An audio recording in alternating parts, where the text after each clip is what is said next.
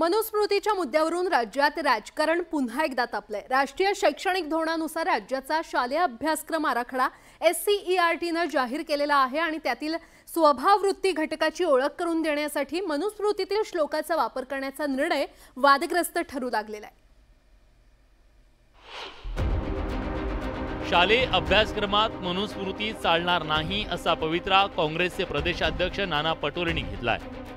नव्या शैक्षणिक धोरणात देशातील पारंपरिक प्राचीन ज्ञानाची विद्यार्थ्यांना ओळख करून देण्यासाठी भारतीय ज्ञान प्रणाली घटकाचा समावेश करण्यात आला।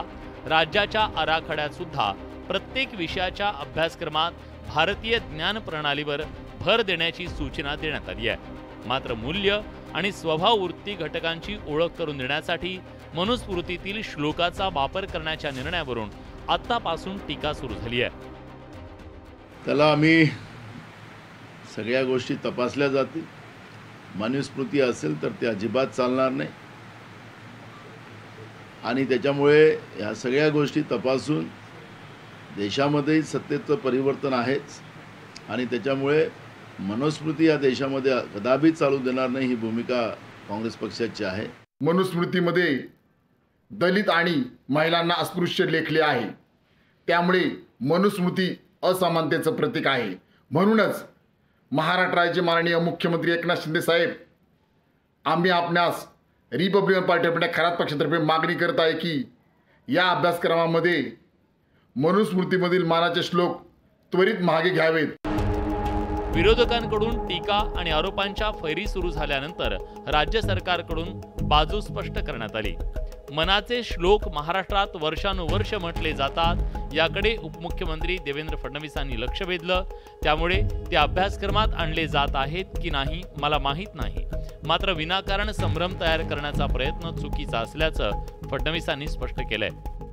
मनाचे श्लोक जे आहेत हे या महाराष्ट्रामध्ये वर्षानुवर्ष त्या ठिकाणी म्हटले जातात, ऐकले जातात, बोलले जातात। त्यामुळे आता ते अभ्यासक्रमात आहेत की नाहीत हे मला माहिती नाही, मी ते तपासलेलं नाही।